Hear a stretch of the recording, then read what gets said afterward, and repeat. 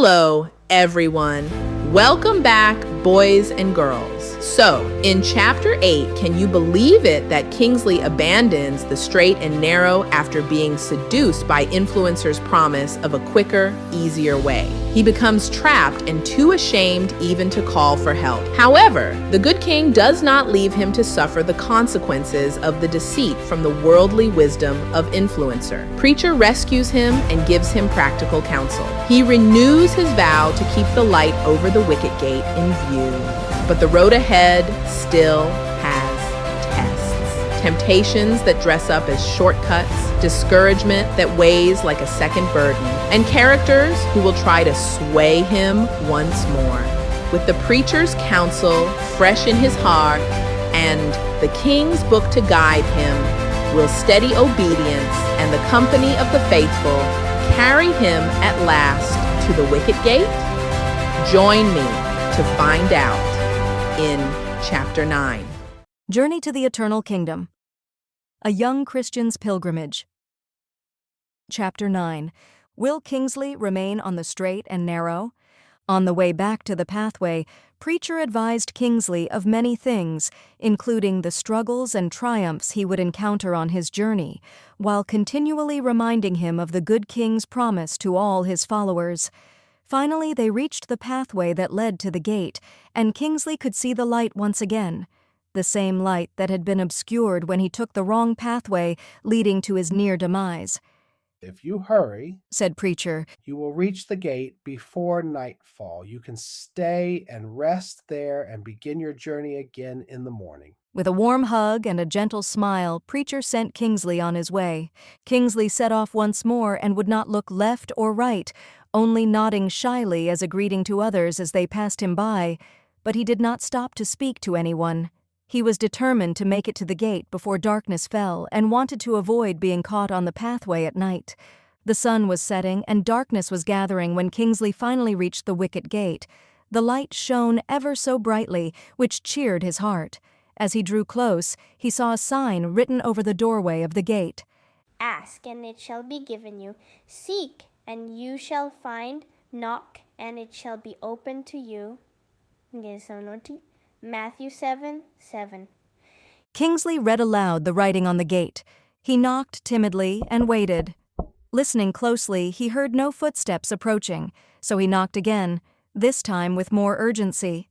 Soon, he heard the shuffling of feet as someone approached the door.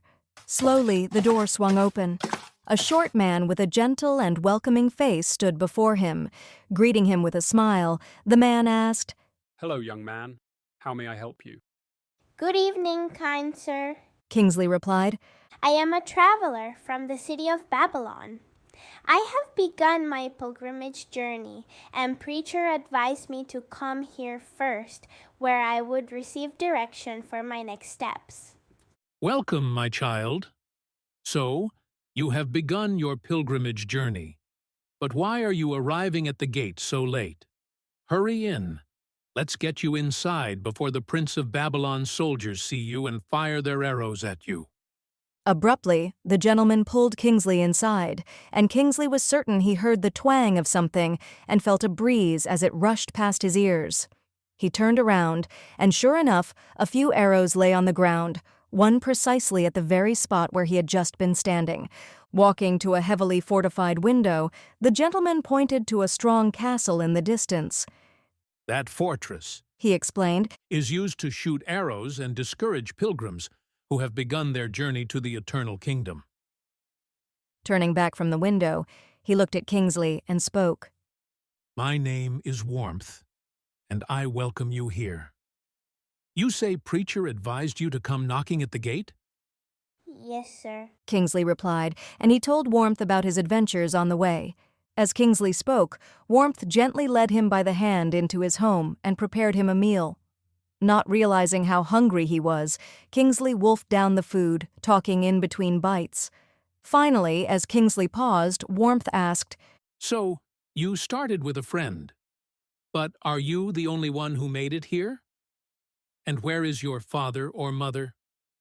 "My father no longer believes or loves the good king, and my mother passed away a few years ago," Kingsley answered.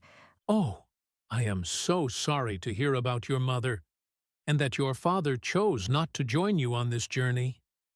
I am also sad for Bendy, said Warmth. that he was so easily turned aside from his journey. And it seems you have had quite an adventure on your way to this gate. I know you feel ashamed that you turned aside and followed the influencer.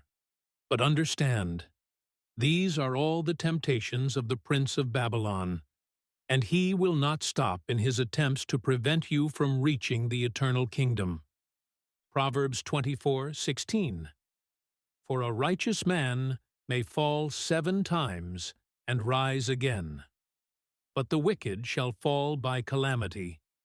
Said Warmth quietly. So, little Kingsley, Warmth continued. when you make a mistake, get up, brush yourself off. Ask for wisdom not to make the same mistake again, and keep walking on the straight and narrow pathway.